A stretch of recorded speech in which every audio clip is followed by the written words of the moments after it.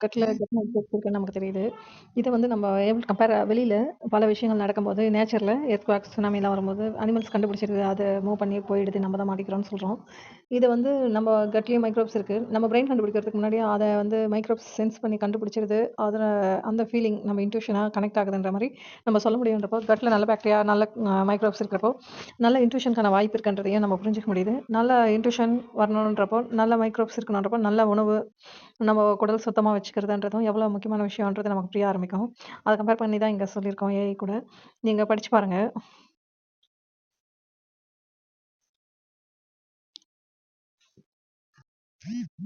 இதுல நம்ம பார்க்கலாம். அ எந்த அளவுக்கு நம்ம கட் மைக்ரோப்ஸையும், இந்த வெளியில இருக்க அனிமல்ஸ் உணர்றதையும், நமக்கு பிரெயினுக்கு கட் மைக்ரோப்ஸ் கனெக்ஷனையும் கம்பேர் பண்ணி சொல்லியிருக்குன்னு சொன்ன ஏஐ. இதுல முக்கியமா என்ன விஷயம்னா, இது வந்து நம்ம இப்படி தான் சிந்திக்கணும், அப்படி தான் சிந்திக்கணும்ன்றது இல்லாம, தே ரோட் நாட் டேக்கன்ன்ற மெத்தட்ல தான் நான் சொல்ல விரும்புறேன் அந்த கவிதை மாதிரி. நம்ம இதுவரைக்கும் சிந்திக்காத வேற மாதிரில சிந்திக்கலான்றதுக்கான அர்த்தம் தான் இது. இதுல முக்கியமா நம்ம வந்து நம்ம பேட்டர்ன்ல இல்லாம கூட சிந்திக்கல. ஒரு டொமைன்ல இருக்க பேட்டர்னை இன்னொரு டொமைனுக்கு கொண்டு போய் சிந்திக்கிறோம்ன்றது தான் முக்கியமான விஷயம். கிராஸ் டொமைன் தான் பண்றோம். பேட்டர்ன கூட மாத்தலன்றத நம்ம புரிஞ்சுக்கலாம்.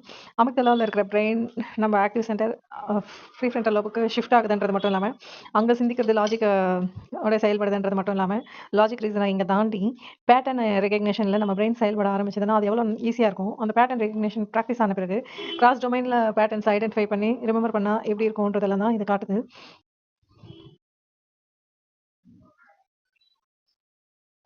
நம்ம சொல்லியிருக்கோம். நம்ம டோட்டல் கான்ஷியஸ்க்கு போணும்னு நெனைக்கிறத விட, நம்மகிட்ட இருக்கிற அந்த பட்டறிவு, கட்டறிவு நீங்கிறப்போ முற்றறிவு தானா வெளிப்படுங்க. அது இருக்கு.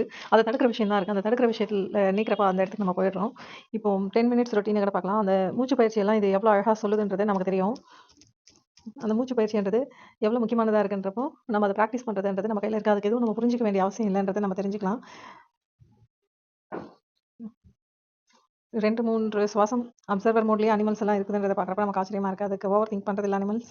அந்த நேரத்துல அது அப்சர்வரா இருந்து சூழ்நிலைய கணிச்சு அதுக்கான விஷயங்கள எடுத்துக்குது.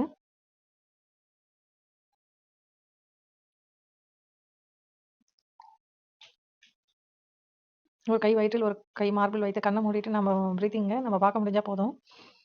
நம்ம சவுண்ட் கூட தொண்டையில ம்ன்றதையும், ஆன்ற ஒரு நெடில் ஒலியா நம்ம இது ஆரோகணம், அவரோகணம்ன்ற மாரி கூட ஏதோ கேள்விப்பட்டிருப்போம்னு நெனைக்கிறேன். மியூசிக் கத்துக்க போனப்போ.